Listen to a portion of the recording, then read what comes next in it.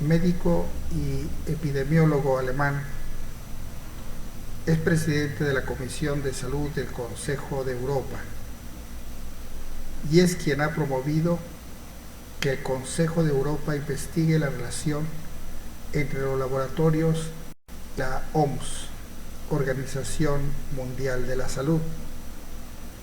Su propuesta fue aprobada por unanimidad y las conclusiones pueden abrir las puertas a futuras reclamaciones por parte de los gobiernos ante las farmacéuticas. Esta es una entrevista que se hace. ¿Por qué esta investigación? Porque estamos ante uno de los mayores escándalos médicos de la historia. La OMS ha reaccionado anunciando que se investigará a sí misma. ¿Le parece una buena noticia? A lo que contesta Wolfgang: decir que van a contratar expertos independientes para examinar su gestión es reincidir en la privatización del interés público y de los deberes políticos. Tiene toda la pinta de que lo que intentan es aprovecharse de la tormenta de protestas para navegar en su propia dirección. ¿Qué se propone investigar exactamente usted o el Consejo de Europa? Queremos saber quiénes son los responsables de haber convertido una gripe leve en una alarma sanitaria mundial. ¿No estaba justificada esa alarma? No. Ha sido un montaje de proporciones gigantescas. La cepa de la gripe A es menos dañina que todas las gripes anteriores. Apenas causa una décima parte de víctimas mortales que la gran gripe estacional. Pero eso se sabe ahora. La Organización Mundial de la Salud argumentó que había que curarse en salud, ya que era una amenaza desconocida. La gestión de la OMS es sospechosa desde el principio, cuando la primera alarma saltó en México en abril hace algunos años. Ni siquiera había 1000 pacientes y ya se hablaba de la pandemia del siglo. Esto me sorprendió. Las cifras aún eran muy bajas y se declaró la alerta máxima, con el argumento de que se trataba de un virus nuevo. ¿No es suficiente motivo? A lo que contesta Wolfgang: una de las características de la gripe es su mutabilidad. Los virus de la gripe toman nuevas formas rápidamente. No hay nada nuevo en eso. Es lo de todos los años. Entonces, ¿cómo es posible que la OMS declarase que estábamos ante una pandemia? Porque la OMS cambió la definición de pandemia en mayo. Antes no solo tenía que aparecer un brote de una enfermedad en varios países al mismo tiempo, sino que ese brote tenía que causar una mortalidad por encima de la media. La nueva definición no tiene en cuenta la gravedad de la enfermedad, solo la velocidad de su propagación. Y la Organización Mundial de la Salud consideró que el virus era peligroso porque, como era nuevo, la gente no había tenido tiempo de desarrollar inmunidad contra él. Pero eso es falso. ¿No está nuevo? No, muchas personas mayores de 60 años ya tenían anticuerpos. ¿Y eso qué significa? Que ya estuvieron en contacto con ese virus o virus muy similares cuando eran niños y jóvenes. Si se fija, no hay casi ancianos que desarrollen la gripe A, pues los ancianos están entre los grupos de riesgo. Sí, es otra incongruencia. Según la Organización Mundial de la Salud, había que vacunar cuanto antes al grupo de población mayor de 60 años.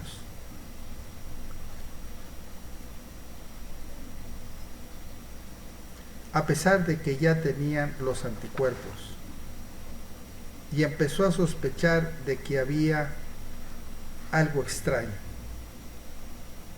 Pero no acaba ahí la cosa. La Organización Mundial de la Salud recomendó que se administrasen 2 inyecciones, una doble dosis. Consideró que con una no era suficiente. Eso nunca se había hecho antes y no estaba justificada. Si no quieres caldo, toma 2 tazas, decimos en España. A lo que Wolfgang agregó, algunos gobiernos, como el de Francia, se vieron presionados a comprar el doble de vacunas, con el consiguiente beneficio para las farmacéuticas. Todo este asunto ha sido una campaña de desinformación a gran escala. Llueve sobre mojado. ¿Por qué? Para entender lo que pasa aquí habría que remontarse a lo que sucedió con la gripe aviar entre el 2005 y el 2006. Fue entonces cuando se definieron los nuevos planes internacionales para asegurar el suministro rápido de vacunas en caso de alerta. Desde entonces, la industria farmacéutica no corre ningún riesgo económico investigando nuevas vacunas porque los gobiernos se comprometieron a comprárselas todas. Y en caso de que se declarase oficialmente una pandemia, bingo. ¿Quién estaría detrás de este montaje o supuesto montaje? Eso es lo que vamos a investigar en el Consejo de Europa.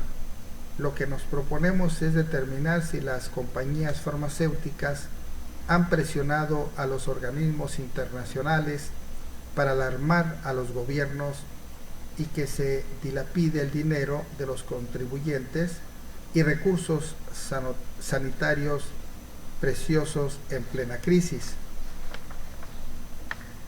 Se está despilfarrando el dinero público en las vacunas. La vacunación masiva de millones de personas es innecesaria. Estamos hablando del negocio del siglo y pone la credibilidad de la Organización Mundial de la Salud en entredicho. ¿Tiene pruebas?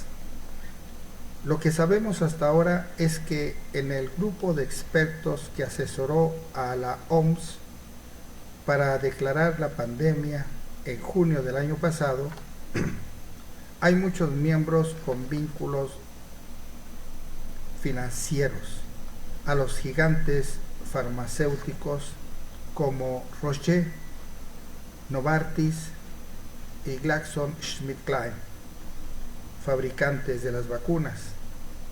Esos vínculos están probados documentalmente. Está sugiriendo que los mismos expertos y funcionarios que recomiendan que se declare la pandemia se benefician económicamente de la producción de la vacuna, a lo que Wolfgang, epidemiólogo y presidente de la Comisión del Consejo de Europa, contestó: sí, pero eso no es lo peor. Soy médico y como médico me preocupan más los aspectos sanitarios que los económicos, y esas vacunas podrían tener efectos secundarios dañinos. Pero la OMS dice que son seguras y la mayoría de los gobiernos se fían, salvo excepciones, como el de Polonia, que ha rechazado la vacunación. El problema es que con las prisas por sacar las vacunas al mercado, se han utilizado algunos aditivos que no han sido suficientemente probados. Se refiere al timerosal, que contiene mercurio. No solo eso, Novartis ha desarrollado una vacuna en un reactor biológico. Explíquese, por favor. Se necesitan células vivas donde cultivar el virus. Lo habitual es implantarlas en huevos de gallina, pero este método es lento. Es más rápido cultivar los virus en bioreactores, pero se alteran tanto las células que crecen como células cancerosas. En la fabricación tradicional se observan efectos secundarios en personas alérgicas a la albúmina de la clara de huevo. De igual modo, podrían quedar residuos de células cancerosas en las vacunas fabricadas en reactores biológicos. La cautela y el sentido común dicta que debe haber una certeza total de que esto es peligroso antes de administrar esa vacuna a un ser humano.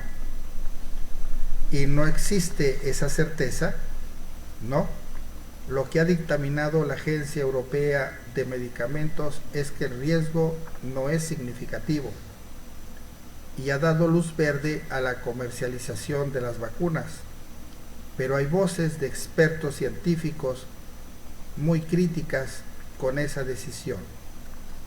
En Alemania, por ejemplo, esa vacuna no se ha utilizado. Lo más triste es que la vacuna se podría haber desarrollado de acuerdo al método clásico, mucho más sencillo, fiable y barato. Pero los laboratorios querían probar sus productos que habían patentado. ¿Qué quiere decir? Que no había ningún motivo para no seguir el procedimiento que se sigue cada año en la fabricación de las vacunas de la gripe estacional. Solo había que añadir los anticuerpos a la gripe A para completar la vacuna, pero los laboratorios preferían ensayar sus patentes. ¿Qué consecuencias puede tener la investigación? Una es que los gobiernos puedan denunciar los contratos de las farmacéuticas y ahorrar mucho dinero a los contribuyentes. Otra es restaurar la credibilidad y la transparencia de la Organización Mundial de la Salud. ¿Notan ustedes la similitud que existe de esta gripe provocado por un virus y el actual virus y la alarma mundial? Soy J.S. Benítez del Centro de Biofísica Cuántica de la ciudad de Cuernavaca.